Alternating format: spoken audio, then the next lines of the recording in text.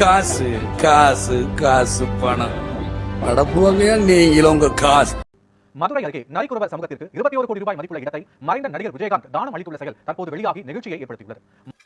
விஜயகாந்த் அவர்கள் பாத்தீங்கன்னா அரசியலுக்கு வருவதற்கு முன்பாகவே 21 வருடத்துக்கு முன்பாகவே அவர் என்ன பண்ணியிருக்காருன்னா, தாழ்த்தப்பட்ட பழங்குடியின மக்களுக்கு 7 ஏக்கர் நிலத்தை தானமா வழங்கியிருக்காரு. இன்றைய காலத்தில் பல சினிமா நடிகர்கள் பல ஆயிரம் கோடிகளை வைத்திருந்தாலும் ₹1 கூட மக்களுக்கு செய்தும் மனமில்லை. அன்னைக்கு மக்களுக்கு வழங்கிய 7 ஏக்கர் நிலம் இன்றைய மதிப்பு 21 கோடி. சொல்லப்போனா 21 கோடியை விஜயகாந்த் அவர்கள் குடும்பம் இழந்துள்ளது மக்களுக்காக. சென்னை கோயம்பேடில் உள்ள அவரது கல்யாண மண்டபமானது 70 கோடி ரூபாய் மதிப்புள்ளது. அதை பாத்தீங்கன்னா வெறும் 8 கோடி ரூபாய் மட்டுமே அரசாங்கம் கொடுத்து அதை இடிச்சாங்க. அதாவது பாதி இடத்தை இடிச்சது திராவிட அரசு. அன்னைக்கு பாத்தீங்கன்னா எவ்வளவோ கலைஞரிடம் முறையிட்டாரு, இதை இடிக்காதீங்க, மாற்று இடத்தை தேர்வு பண்ணி அதை கட்டுங்கன்னு சொல்லிட்டு. ஆனா திராவிட அரசு அதை செயல்படுத்தாம விஜயகாந்த் மண்டபத்தை இடிச்சு அது மேலேயே கட்டினாங்க பாலத்தை. இதனாலேயே மக்களுக்காக பாத்தீங்கன்னா விஜயகாந்த் அவர்கள் கிட்டத்தட்ட 100 கோடி ரூபாய் அளவுக்கு மக்களுக்காகவே இழந்திருக்காருன்னு சொல்லலாம்.